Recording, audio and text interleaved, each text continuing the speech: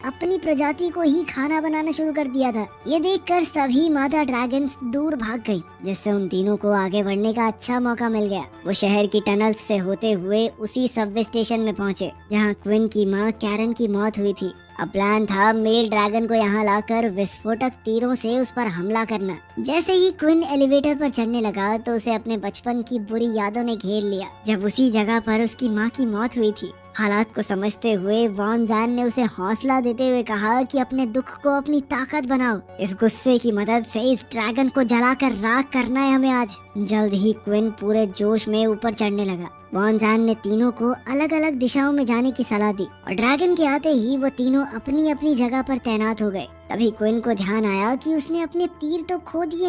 Alex बहुत घबराई हुई थी। वो आमतौर पर आसमान की ऊंचाइयों से दुश्मनों से लड़ती थी। अब जमीन पर खुद को अकेला पाकर वो बहुत घबरा गई थी। वॉन जैन ने टावर के ऊपर से एलेक्स को प्लान के हिसाब से चलने के ऑर्डर्स दिए। वो लगातार उसे आगे बढ़ने को कह रहा था। एलेक्स अपने डर पर काबू पाकर अब ड्रैगन का ध्यान भटकाते हुए भागने लगी और अब ड्रैगन भी उसके पीछे चल दिया। जैसे ही वॉन जैन ने तीर चलाया, ड्रैगन आखिरी मिनट पर उसकी तरफ मुड़ गया और उसने तीर को अपनी आग से बेअसर कर दिया। ड्रैगन को अपनी ओर आता देख वॉन जैन डरा नहीं और एक योद्धा की तरह उसकी तरफ छलांग लगा दी, पर इस बार ड्रैगन ने उसे जिंदा निगल लिया। वॉन जैन की मौत के बाद एलेक्स और क्विन अलग अलग जाने के प्लान को छोड़कर एक साथ आ गए। ड्रैगन को अब तक थोड़ी चोट तो आई थी, लेकिन जल्द ही वो सब कुछ भूलकर अपने दुश्मनों को मिटाने के लिए निकल पड़ा। तभी एलेक्स को वो खोया हुआ तीर दिखाई दिया। क्विन किसी तरह उसकी तरफ भागा और शॉट की तैयारी की। वक्त बहुत कम था, इसलिए एलेक्स ड्रैगन के सामने गोलियां चलाकर उसका ध्यान भटका रही थी।